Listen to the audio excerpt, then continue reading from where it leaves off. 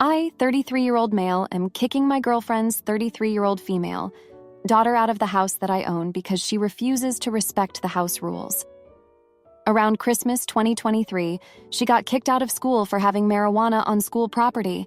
She has been told and given amnesty multiple times about having it in my house. Tonight, I smelled it coming from her room, went in and told her to give it to me. She refused. I searched her room and never found it. She never denied having it, and I know where it is, but I will not under any circumstances lay a hand on this child in order to retrieve it from her purse that was on her shoulder. I informed her that if drugs are more important than respecting the rules of the house that she lives in and I pay for, then she can go ahead and pack her things. She then called her dad, and now I'm awaiting his arrival. I don't want her to leave because our place is safer than his. Last I heard, he was living in a stolen van. But I will not tolerate her setting a bad example for her little sister or disrespecting the one rule I've laid out. It is worth noting that I am an addict in recovery, and the entire point of this rule is an effort to keep her from making the mistakes I made, which she is unfortunately quickly moving towards. Update.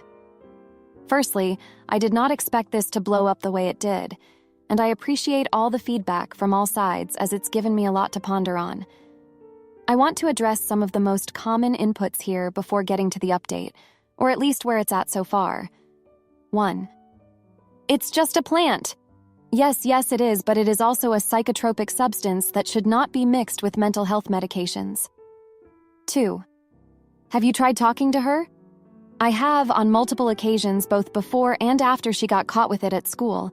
I've tried pointing out the changes in personality that her mother and I have witnessed. Loss of motivation, becoming a shut-in, an absolute disregard for grades even though she wanted to be a doctor, and letting Zaza become her entire personality. I've tried explaining the dangers of mixing drugs and psych medications. I've tried explaining my own personal life experiences in an effort to show her that I understand where she's coming from and what she is going through. And lastly, I've even told her about my issues with addiction, what caused it, what drugs I was doing, and even how all of that affected my life. All to no avail. 3. You can't kick her out. I don't want to. This is all something that has been building up. It started with her just smoking Zaza and then graduated to her doing hallucinogenic drugs, and one time accidentally smoking crack. Add in that she's threatened violence against her little sister, something we initially wrote off as kids being kids, until I was informed last night that her little sister has known about this for weeks and didn't say anything because she threatened to beat me up if I told on her, so she's using intimidation to get what she wants. When I told her to pack her things, it was admittedly coming from a place of anger and an attempt to try the scared straight tactics of yesteryear. I didn't expect her to try and call my bluff, so that kind of backfired. Furthermore, she has stated on multiple occasions that she would rather live with her dad because, I hate it here. You guys moved an hour away and took me from all of my friends. As for the update, I told her mother this morning that she doesn't have to leave and I would honestly prefer if she didn't. Her mother told me that she wanted to leave anyways, so all I've done is given her an out. Last night, after things calmed down a bit, I went to check on the little sister because she was worried she was in trouble.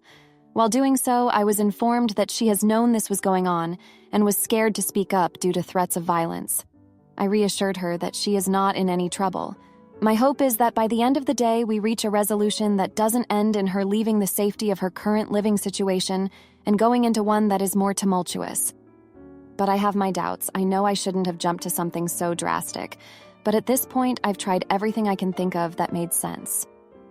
I don't have an issue with Zaza as a whole, but I do have an issue with a 16-year-old child making it her entire personality and then brazenly rubbing it in everyone's faces with no regard for anyone around her.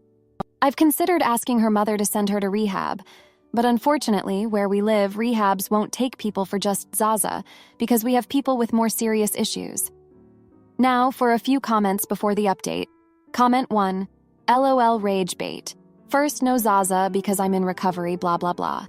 Then, no Zaza in the house under 18. Then, I have no problem with Zaza.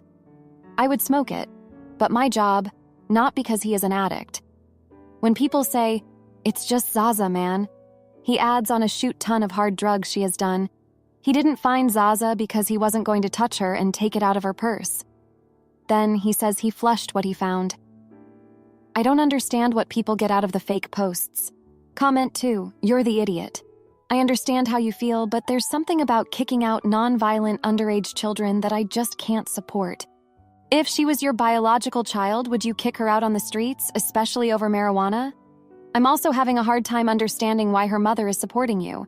It's her literal job to raise and protect her child, as opposed to sending her to live out of a van, and it became your job when you married your wife.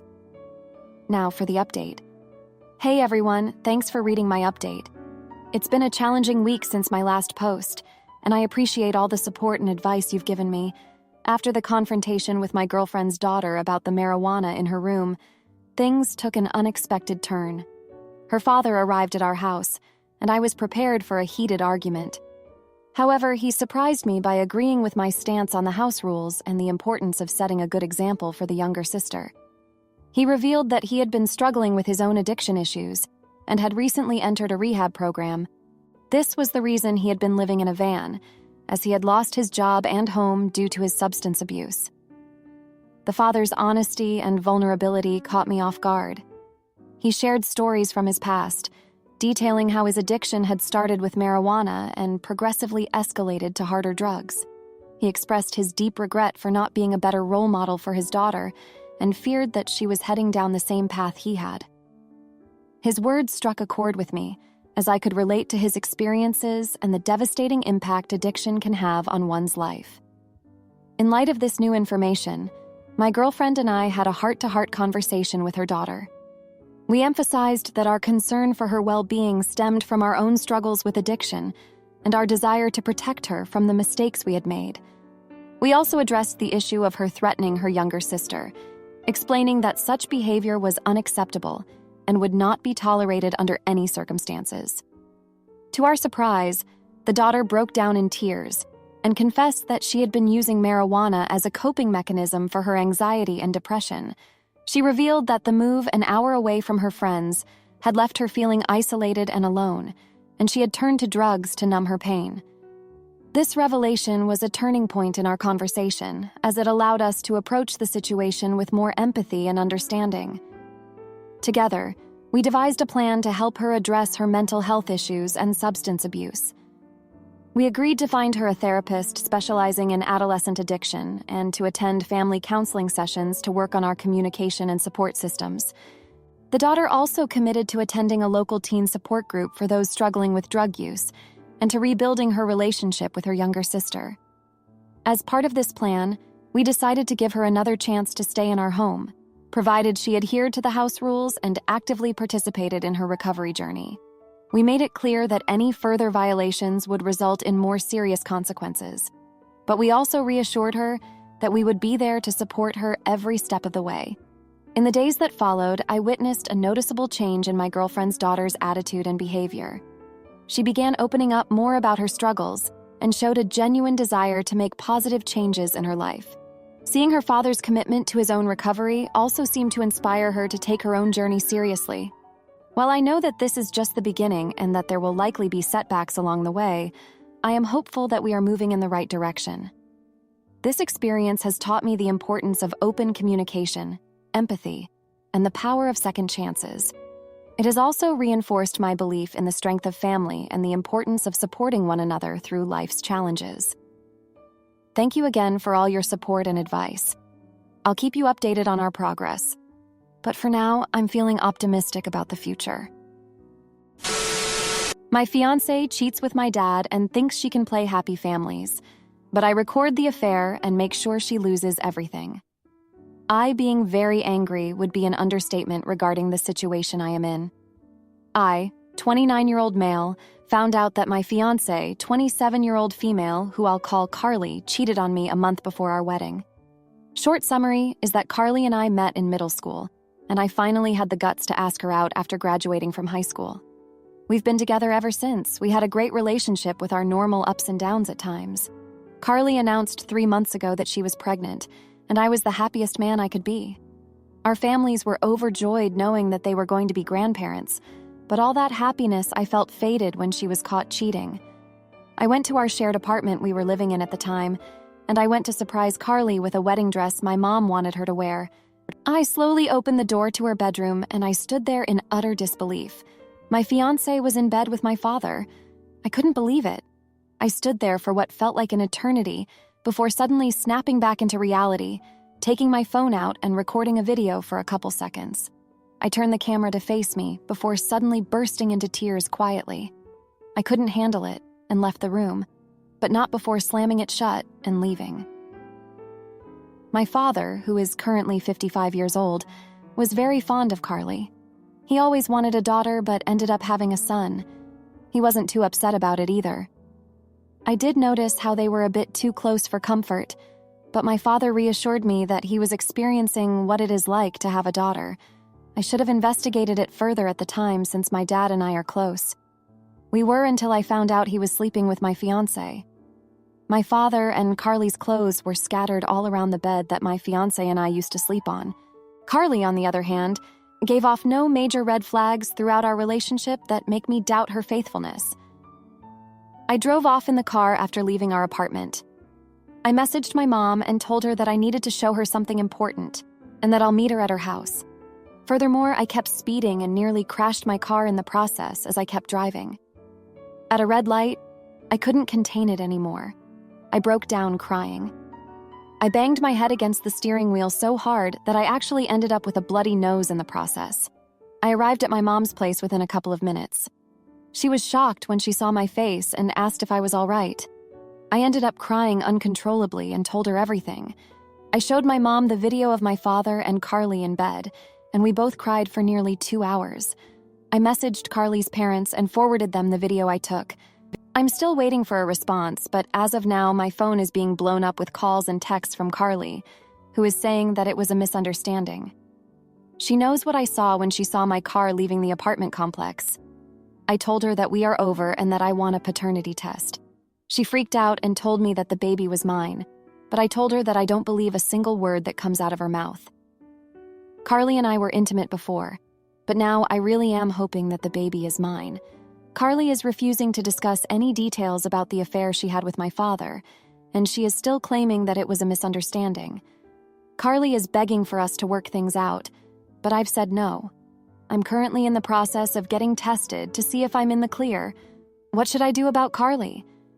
My mom is going to divorce my dad afterward, but what is going to happen if the baby isn't mine? Please help people of Reddit. I'm scared, heartbroken, and worried about how my mother is going to be afterward. Now for a few comments before the update. Comment 1. I'm so sorry this happened to you. I would absolutely get a DNA test. If she refuses, then you can take her to court for it. I would definitely divorce her, though. I don't see personally how you could heal from this. Just one thing, though, whether this baby is your child or your half-sibling, it's not their fault. Comment 2. My father, who is currently 55 years old, was very fond of Carly. He always wanted a daughter but ended up having a son. But my father reassured me that he was experiencing what it is like to have a daughter. Thank the heavens that he never had a daughter then. Now for the update. Hey everyone, it's been a while since my last post, and I want to thank you all for your support during this difficult time. A lot has happened in the past 3 months, and I feel like I need to share an update with you. After the initial shock of discovering my fiancée Carly's affair with my father, I moved out of our shared apartment and stayed with my mom. We both struggled to come to terms with the betrayal, but we found solace in each other's company. My mom filed for divorce, and the proceedings are still ongoing. It's been a painful process for both of us, but we're determined to get through it together.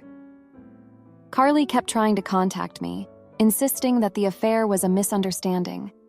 She even showed up at my mom's house a few times, pleading for forgiveness. I couldn't bring myself to talk to her, let alone consider reconciliation. The trust between us was shattered, and I couldn't see a way forward. A few weeks after the incident, Carly's parents reached out to me. They were devastated by their daughter's actions and apologized profusely. They also revealed something that left me reeling. Carly had a history of infidelity. Apparently, she had cheated on her high school boyfriend multiple times, but her parents had helped her cover it up. They thought she had changed, but now they realized they had enabled her behavior. This revelation only deepened my sense of betrayal and made me question everything about our relationship. As for the paternity test, the results came back, and it turns out that I am the father of Carly's baby. While I was relieved to know that the child was mine, it also complicated matters. I knew I wanted to be a part of my child's life, but I couldn't imagine co-parenting with Carly after everything that had happened. In the midst of all this turmoil, I received a letter from my father. He expressed his deep regret for his actions and begged for my forgiveness. He claimed that he had always struggled with feelings of inadequacy as a father, and that his relationship with Carly was a misguided attempt to fill that void. While his words provided some context, they didn't erase the pain he had caused. I couldn't bring myself to respond to his letter, and I'm still grappling with how to move forward in our relationship. As the weeks turned into months, I tried to focus on my own healing. I started seeing a therapist to work through my emotions and began rebuilding my life. I found a new apartment and threw myself into my work. It wasn't easy, but slowly, I started to feel like myself again. But just when I thought things were starting to stabilize, I received some shocking news. Carly had been in a car accident and was in critical condition. Despite everything that had happened between us, I couldn't help but feel a sense of concern. I visited her in the hospital, and seeing her lying there, vulnerable and broken, stirred up a mix of emotions I couldn't quite process. In that moment, I realized that I had a choice to make. I could either hold on to my anger and resentment, or I could find a way to forgive and move forward. It wasn't an easy decision, but I knew that for the sake of my child, I needed to find a way to coexist with Carly. Over the past few weeks, Carly and I have started to have tentative conversations about the future. We both agree that our romantic relationship is over, but we're committed to being the best parents we can be. It's a delicate balance, and there are still a lot of hurt feelings and trust issues to work through, but we're taking it one day at a time. As for my father, I'm still not ready to forgive him. The betrayal cuts too deep, and I need more time to heal. My mom and I are focusing on rebuilding our lives and supporting each other through this difficult time. Looking back on the past 3 months, I realized that life can change in an instant. The future I had imagined for myself was shattered, and I was forced to confront some harsh realities about the people I loved most.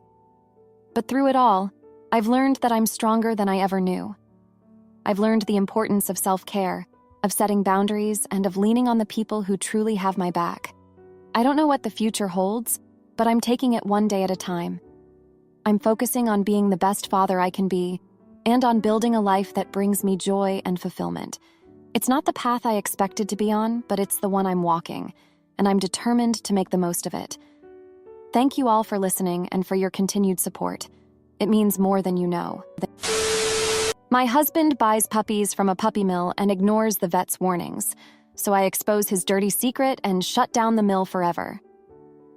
For the past few months, my 2 daughters, 13-year-old and 11-year-old, have been constantly pestering me, 46-year-old and my husband, 48-year-old, to get a puppy. Puppies seem to be the latest trend at their school, so of course they want to get in on that. After months of debating, we finally relented and agreed to get a puppy. Perhaps the most surprising thing in all of this was the prices.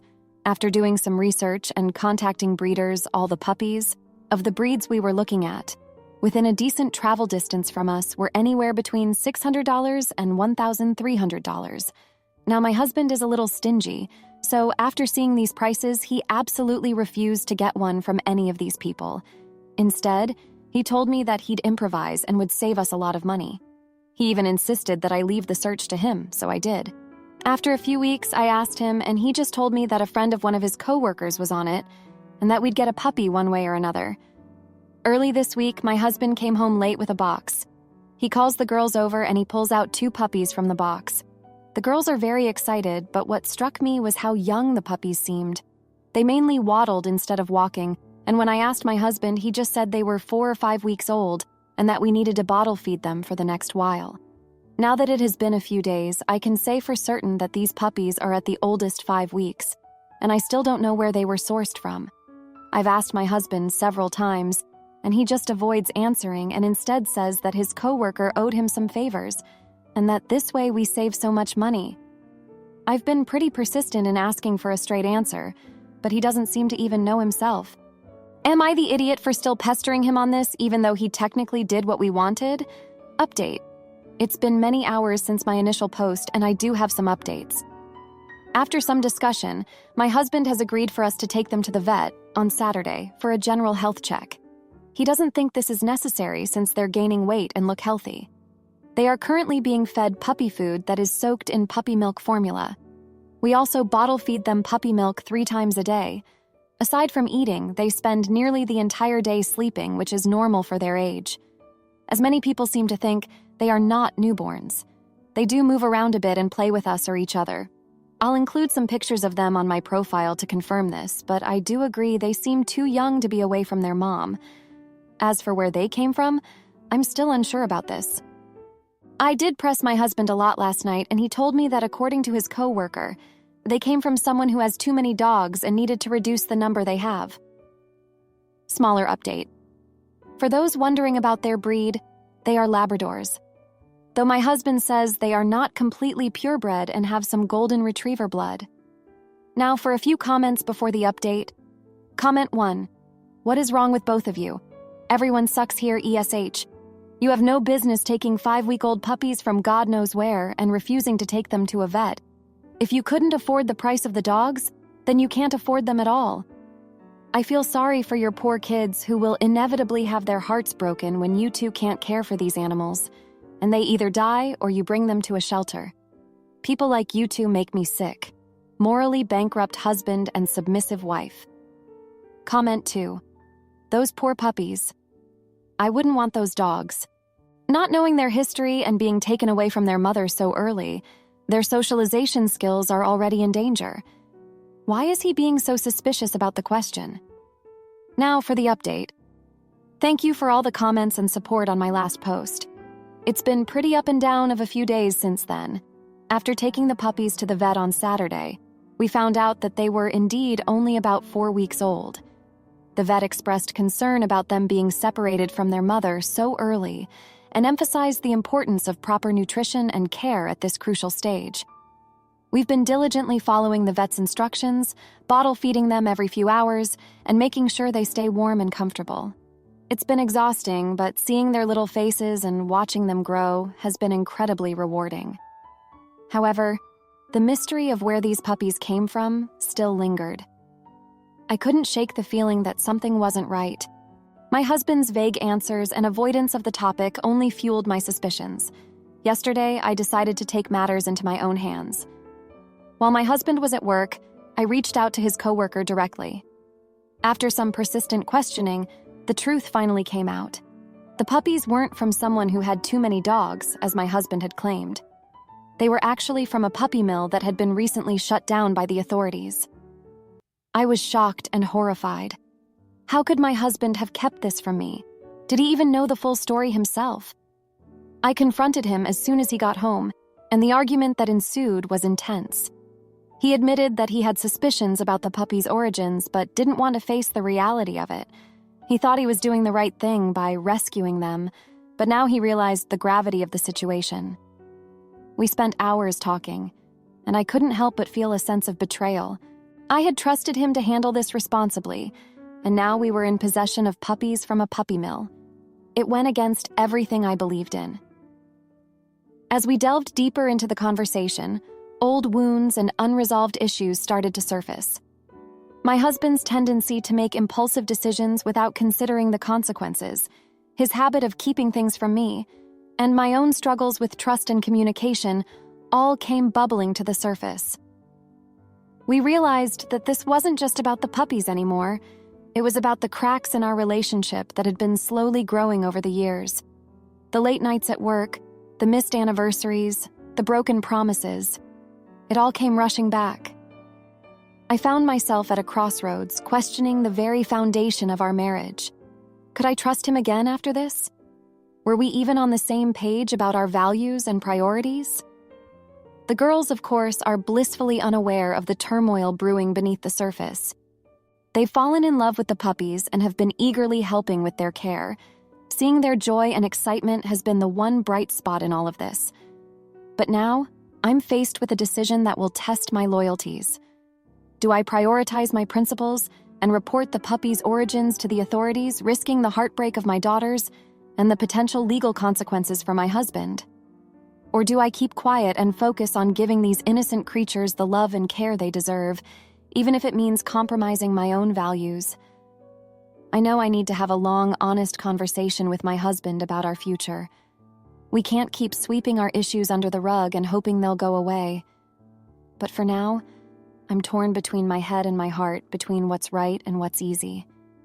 Thank you for listening and for all your advice and support. I'll keep you updated as we navigate this challenging time. If you liked this video, you'll probably like these too. Also, while you're here, please consider subscribing. It's your support that keeps this channel alive and allows me to make better and longer videos. Have a great day!